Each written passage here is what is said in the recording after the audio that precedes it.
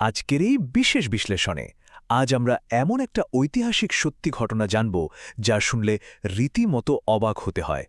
চরম ধ্বংসস্তূপ আর একের পর এক ভয়াবহ ট্র্যাজেডির ভেতর থেকে কিভাবে আস্ত একটা বিশ্বব্যাপী সাম্রাজ্য গড়ে উঠতে পারে সেটাই আজ আমরা দেখব। চলুন শুরু করা যায়। একটু কল্পনা করা যাক, জীবনের সবচেয়ে বড় স্বপ্নের প্রজেক্টটা তিলে তিলে গড়ে তোলার পর যদি সেটা নিমিষেই চোখের সামনে ধ্বংস হয়ে যায়, তখন একজন মানুষের ঠিক কী করা উচিত?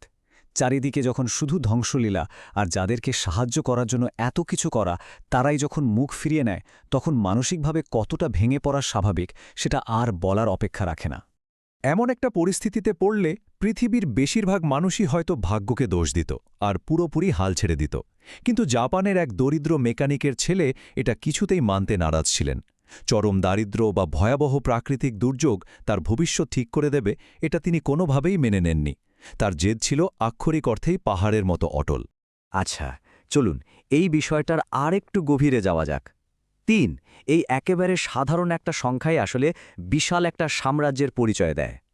আজকের দিনে দাঁড়িয়ে পুরো পৃথিবীতে যত মোটরসাইকেল চলছে তার প্রতি 10টার মধ্যে 3টেই তৈরি হয় সেই মানুষটির প্রতিষ্ঠিত কোম্পানিতে। হ্যাঁ, সারা বিশ্বের মোট মোটরসাইকেলের ঠিক 30%।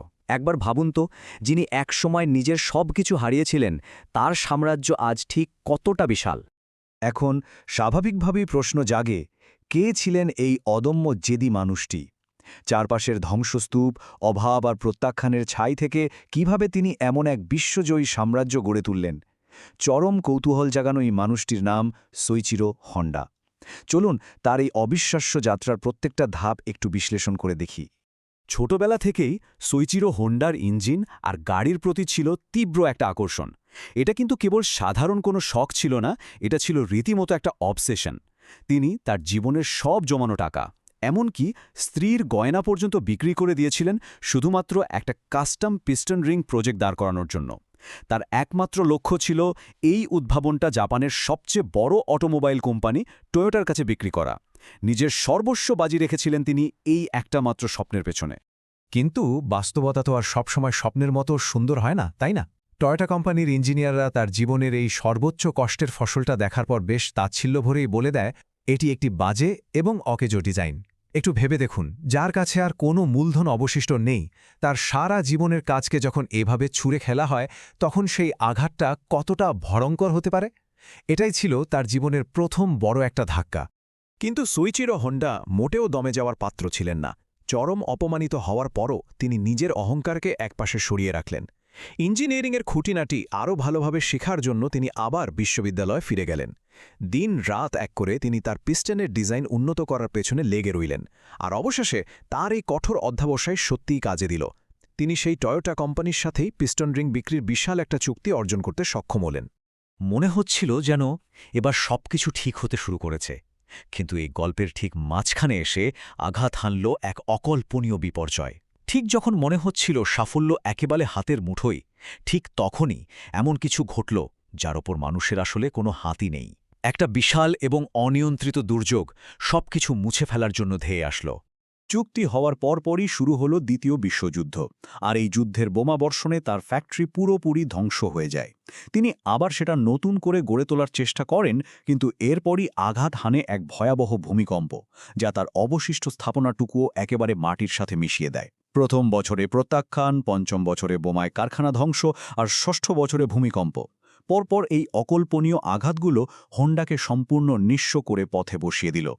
দ্বিতীয় বিশ্বযুদ্ধের পর পুরো জাপান তখন এক স্থবির জাতিতে পরিণত হয়েছে।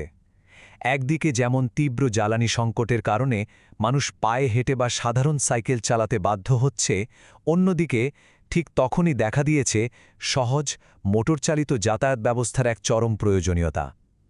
এমন একটা কিছু দরকার ছিল যা কম জ্বালানিতে চলবে, আবার মানুষের পরিশ্রমও অনেকটা কমাবে। আর ঠিক এই চরম হতাশা আর শূন্যতার মাঝখান থেকেই জন্ম নিল এক চূড়ান্ত মুহূর্ত। ইতিহাস ঘাটলে বারবার দেখা যায়, সবচেয়ে বড় আবিষ্কারগুলো কিন্তু আসে চরম প্রয়োজনীয়তা আর তীব্র হতাশা থেকেই। সোইচিরো হোন্ডার মাথাতেও এই সংকটময় মুহূর্তে এক অসাধারণ আইডিয়া চলে এলো, যা সবকিছু বদলে দেওয়ার জন্য যথেষ্ট ছিল। হোন্ডা খেয়াল করলেন যে যুদ্ধের পর চারপাশে প্রচুর ছোট ছোট জেনারেটর মোটর পড়ে আছে। তিনি সেই ফেলে দেওয়া মোটরগুলো কুড়িয়ে আনলেন আর সেগুলো সাধারণ সাইকেলের সাথে যুক্ত করে দিলেন। ব্যাস, তৈরি হয়ে গেল জাপানের প্রথম মোটর চালিত সাইকেল।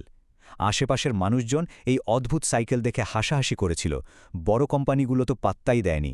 কিন্তু হোন্ডা এইসব অবহেলা আর উপহাসকে সম্পূর্ণ উপেক্ষা করে একেবারে নিজের কাজে মগ্ন থাকলেন। তিনি নিজেকে একটা ঘরের ভেতর রীতিমতো আটকে ফেললেন। মানুষের ওই উপহাসগুলোকে তিনি নিজের অনুপ্রেরণা হিসেবে নিয়েছিলেন। এই সাধারণ সাইকেলটিকে কিভাবে একটা পূর্ণাঙ্গ টেকসই মোটর বাইকে রূপান্তর করা যায়, সেই চিন্তায় তিনি দিন-রাত অবিরাম কাজ আর উন্নতি সাধন করতে লাগলেন। তার এই নিরলস পরিশ্রমের কোনো বিরতি ছিল না। আর এই অক্লান্ত পরিশ্রমের বিশাল প্রতিদান ইতিহাস আজীবন মনে রেখেছে। সেই অদ্ভুত জোড়াতালি দেওয়া সাইকেলটি মূলত আজকের বিশ্বখ্যাত হোন্ডা মোটরস কোম্পানির জন্ম দিয়েছিল।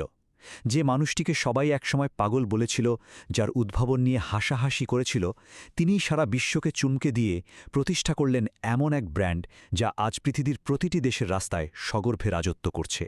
সুতরাং এখানকার সবচেয়ে গুরুত্বপূর্ণ বিষয়টা হল সেই জীবন দর্শন যা তাকে এতগুলো পাহাড়সম বাধা পার হতে সাহায্য করেছিল। একজন মানুষ কিভাবে এত ব্যথা, এত প্রত্যাখ্যান আর চরম ধ্বংসের পরও নিজের ওপর বিশ্বাস ধরে রাখতে পারে, এর পেছনে লুকিয়ে আছে এক অদম্য মানসিকতা যা আমাদের সবার জন্যই দারুণ শিক্ষণীয়। সোইচিরো হোন্ডার একটা বিখ্যাত উক্তি সম্ভবত এই আলোচনার সবচেয়ে বড় শিক্ষণীয় বিষয়। তিনি বলতেন, সাফল্য হল মাত্র 1 ভাগ কাজ, যা বাকি 99 ভাগ ব্যর্থতার উপর ভিত্তি করে গড়ে ওঠে।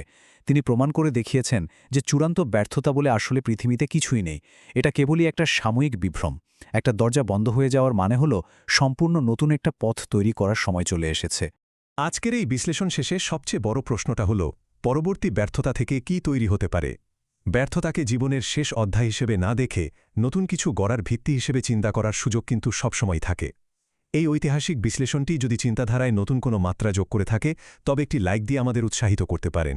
আর এমন সব অনুপ্রেরণামূলক বাস্তব গল্পের আরও ইনডেপথ অ্যানালাইসিস নিয়মিত পেতে ফেইথ ইন স্টোরিজ চ্যানেলটি সাবস্ক্রাইব করে এই জ্ঞানান্বেষণের যাত্রায় যুক্ত থাকার আমন্ত্রণ রইল। ভালো থাকবেন সবাই।